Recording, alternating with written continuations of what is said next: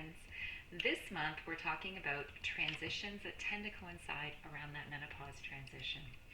So since it's September, I thought we would talk about empty nest. You know, there's a bit of an analogy here because it's that time of year when our kids are going back to school. It's September. And so we've had this great summer where we've had long summer days and summer vacations and had this great ability to spend quality time with our families, hopefully. And so we're going to miss that, but at the same time, you know, there's a bit of relief. We're getting back into a routine. There's a bit more calm in the house, you know, with the kids being back at school full time, especially if you're working from home, right? And so empty nest is similar to that. It adds a whole new layer as our kids go off into the world of adults, right? And then we're left to rediscover who we are and what it's like to just be on our own, right? So we might feel saddened by this transition, or we might be excited by the possibilities, or we might feel lost and terrified, or we might feel relieved and energized, or we might feel something completely different. You know, everybody's experience is different, and everybody's experience is okay. It's how you feel. It's important to know that we're not alone. We're not the first people in the world to ever go through this, for sure. We're following in the footsteps of giants, but we're also leading the way for, you know, people who have yet to follow, you know, into that path. But it can get hard sometimes because we might start tending to compare ourselves to other parents as well. So I think it's important to really have a discussion around this. So today we're going to talk about three things, like what is empty nest syndrome? What are some of the common feelings and emotions that we have, and even beliefs, when we become empty nesters? And what are three tips for really navigating this phase of our lives with calm and clarity and confidence, and really an openness to the possibilities that lay ahead of us? So first, before that, for those of you who don't know me, my name is Nancy Brooker. I am the Living in Yes coach for women who are navigating challenges of menopause. It's a time of really massive change in our lives, but you know, at this point, gosh, we really all deserve to feel empowered when it comes to our health, our relationships, our bodies, our life goals, and just to really love who we're becoming. So I help you tap into your inner strengths, let go of your self-judgment, and really trust yourself so you can navigate menopause with confidence and grace and really feel good in your body and find fulfillment and joy in your unique journey of possibilities. So first of all, what is this empty nest syndrome all about? Well, you know, as parents, it's our job to grow our babies into self-sufficient, independent, loving, contributing members of society, right? It's our job.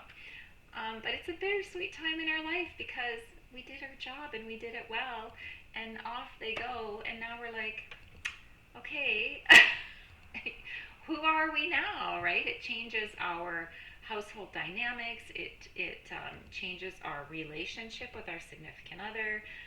It can leave a hole in our lives. It can trigger a lot of emotions. And so that's what we're going to talk about next. What are some of those common feelings that we feel when we become empty nesters? And what is some of the questions that we come up with? And honestly, this is by no means a complete list because everybody is going to have a different experience. So if your experience is different than this, you know, I would love to hear from you, and know that it is okay, right? So some people feel sadness and loss. They feel a deep sense of loss because, you know, that daily presence, that interaction, that having them so close by, you know, it's different. The house used to be bustling and active, and now it's quiet. And it's funny because it's something that you know, those little moments when the kids were home and you were like, oh, you know, it was so nice, the peacefulness. And now you're just missing them. You don't want those moments. Or hopefully you're excited about them. But you can also feel lonely. It's that, you know, that constant companionship can be a challenging thing once you lose it. It's not there anymore. You're not getting that, you know, that you're not getting that intense relationship with them, where they're here just by virtue of presence, that you have that contact and that relationship with them. It takes a bit more of an effort. Your identity starts to shift. You start to think like, okay, I've been a caregiver my whole life. I've been a mom. Like, who am I now? I'm not a mom anymore. Of course you're still a mom. Like, our jobs never end.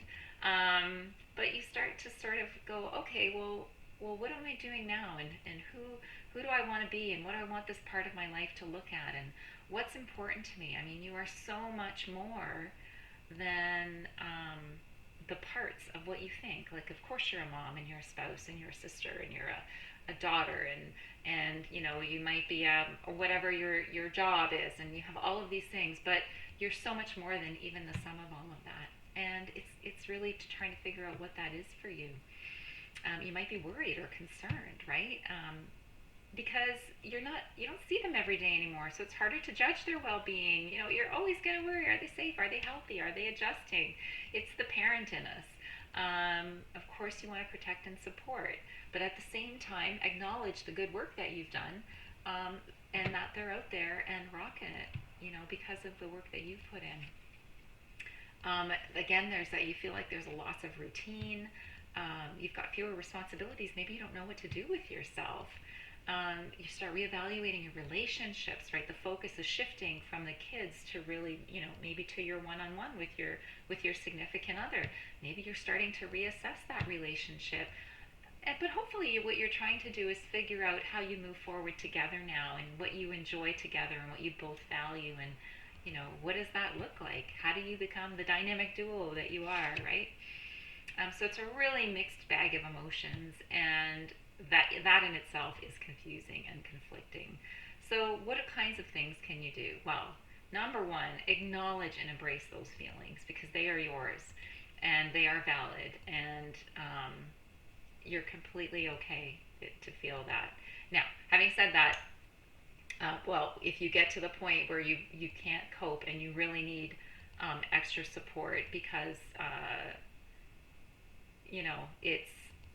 it's getting to feel traumatic for you, you definitely need to get some support from a licensed therapist.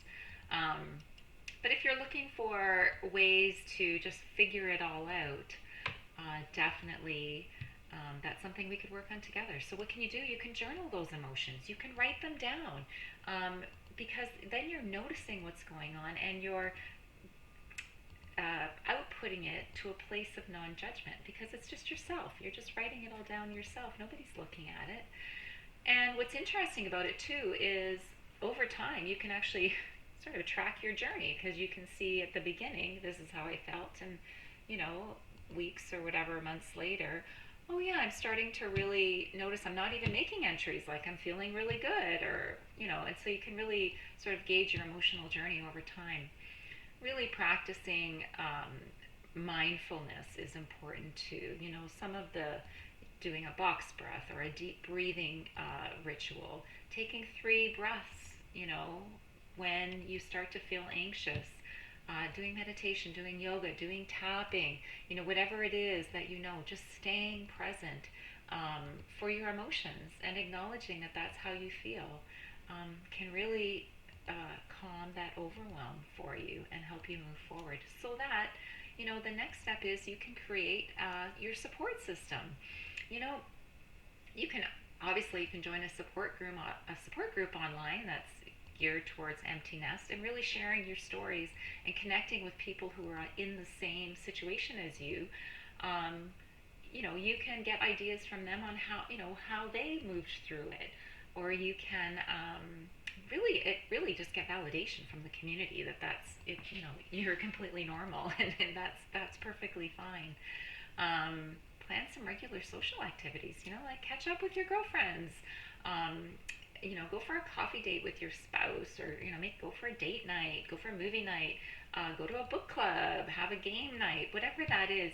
Stay connected. That connection is really important, not to make you forget what's going on, but to help you focus on the opportunities that are ahead of you, and this newfound freedom in this part of your life.